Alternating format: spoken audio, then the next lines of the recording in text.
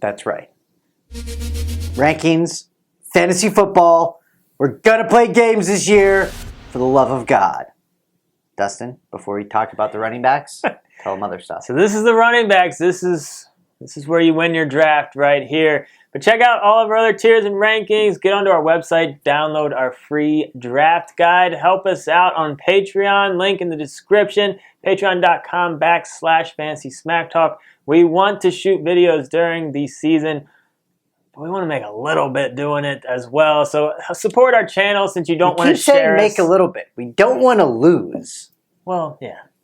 And you don't want to share us with your friends. So help us out some way. Hook a brother up. Here we go, tier 1. Tier 1. I'm supposed to talk about a couple people, but I'm not. I'm only going to talk about one person, the best person, my favorite player, the guy that this guy traded to me in our big money league. I didn't trade him to him. I traded a draft pick that turned into him. Oh, is that what it was? Yes. Whatever. He never remembers correctly. So, not only is this guy an RB1, he's kind of an RB1 and a wide receiver 1, or 2 at least, rolled into 1. Mr. McCaffrey, 2,400 yards, 19 touchdowns, 116 catches. This guy is ridiculous. He is the clear-cut #1 overall player in fantasy. And this guy traded him to me. No, it's not true.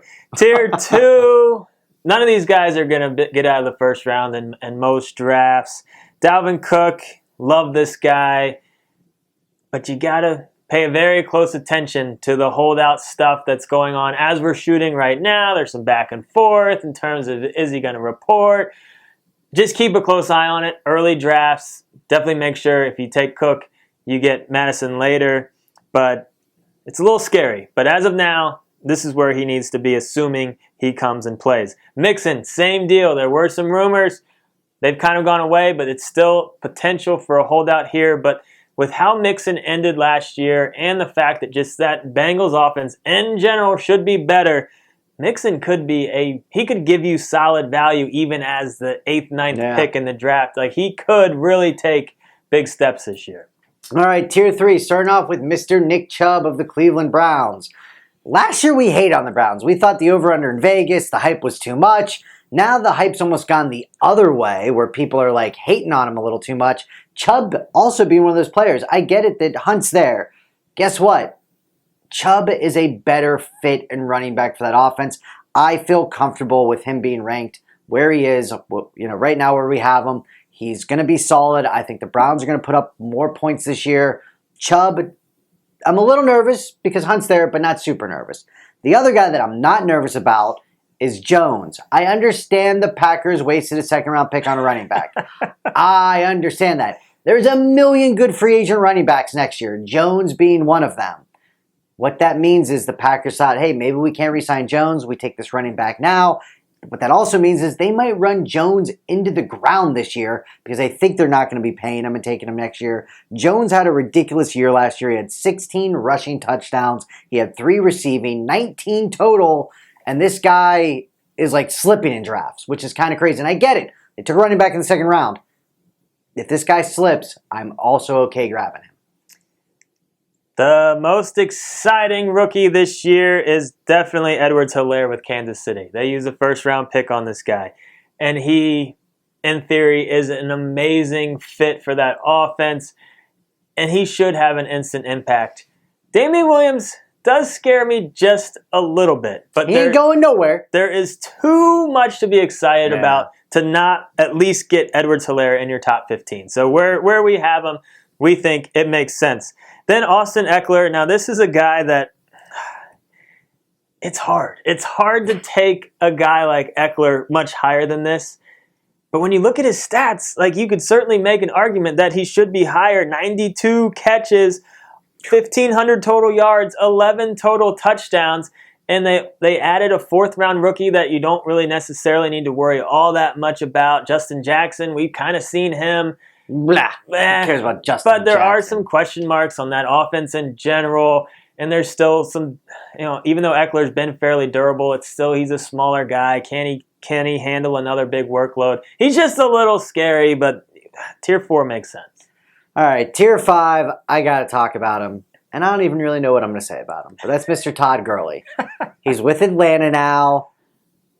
it's insane what 2 years brings in terms of a change right now, right? So they ended up cutting him. He had the banged up. He had the injury kind of concerns. He's now in Atlanta. In theory, it seems like a great fit.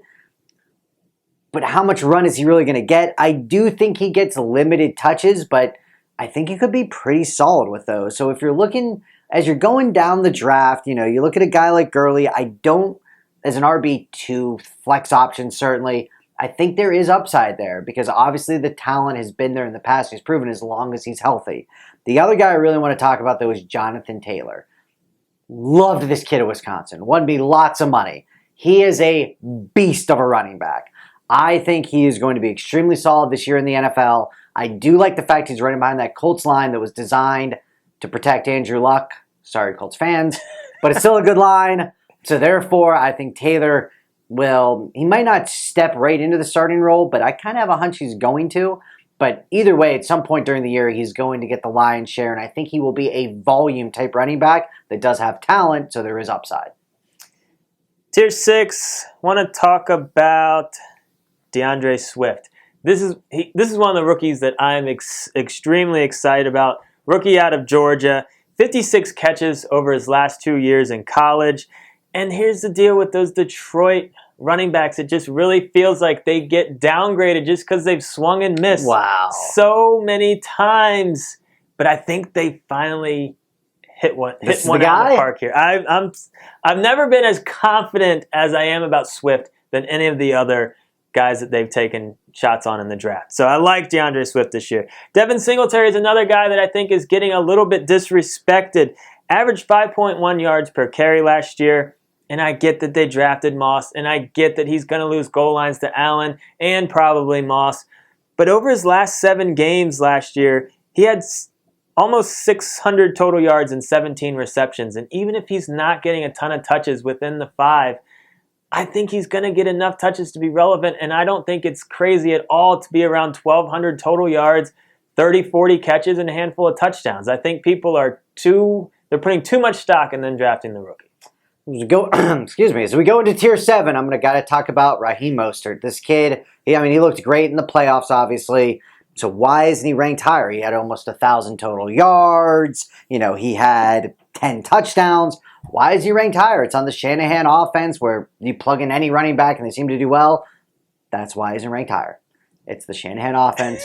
They got Coleman there that he loves. They still have McKinnon. We'll see if he even makes the team after that due to those injuries. But still, it's just such a wild card running back rotational type thing that whoever is the clear-cut starter, if that ever happens, it should be a stud. It's just the question, who will it be? So as I'm looking at later in drafts, I like to take running backs that I think are going to be on good offenses, and I think the Niners will still have a solid offense as we head into the 2020 season. One of my favorite guys heading into last year that, he definitely let his owners down, but don't forget about the hype around Darrell Henderson.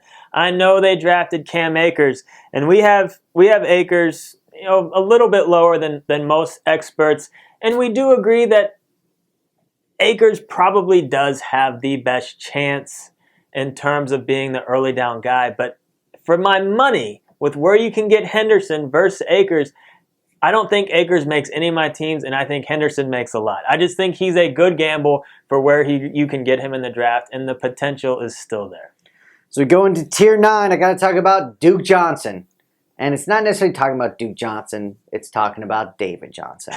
They did that stupid trade where they did Hopkins for Johnson. I don't know why they did that.